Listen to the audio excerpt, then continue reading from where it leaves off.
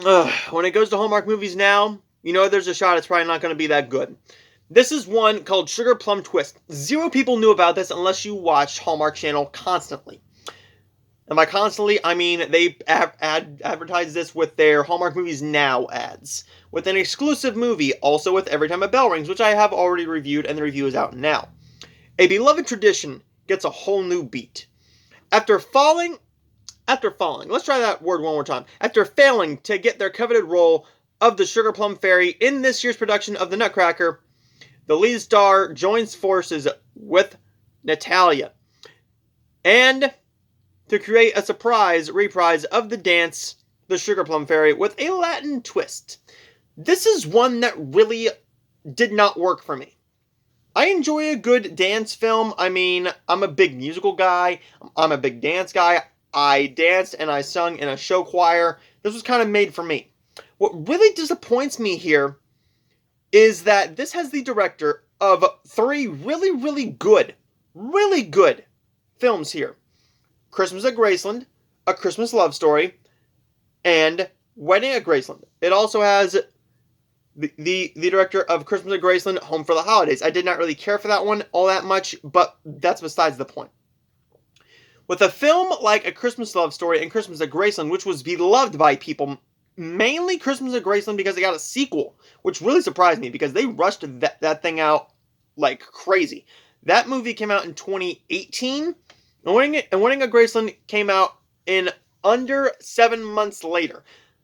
But yet, I did see a Lacey Chabert interview, or she did like a live Q&A that I was a part of, and I asked the question, how long does it take to shoot a film usually? And she says it takes between 2 weeks and 3 weeks at some points, 14 to 20, 21 days to get it filmed.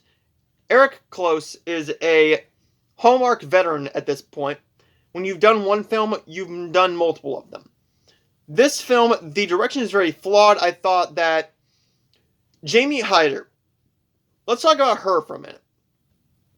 Jamie Hyder is an actress who, this is her first Hallmark film. She has been in Law & Order SVU, a indie film called Better Days, the Netflix movie Sandy Wexler, as well as something called Fall in 2017. I've never seen this actress before. She was really good. Her performance killed it. She killed it with this performance. Great chemistry between the two stars here and the romance, but once we got to the actual portion of what we're trying to get into here is the Sugar Plum Fairy, the film fails because it's not interested in that. It's not as interested in it as it should be. I think it's a very flawed script and an okay story, but this is something that should have worked. You didn't need to have a romance aspect to this one. That's why I kind of felt like something like Every Time a Bell Rings worked a little bit more because it was more of a sisterly bond instead of this one. This one did not work for me all that much, and I hate to say that because I really wanted to love this one. Their last film that they did besides this one was High Flying Romance and Save the Wedding. Those were decent. Every Time a Bell Rings wasn't a big fan of that one, but this one is sort of better than that one. I thought the chemistry was better between the love interests here and there. But besides that, there's nothing really here. The cinematography is fine.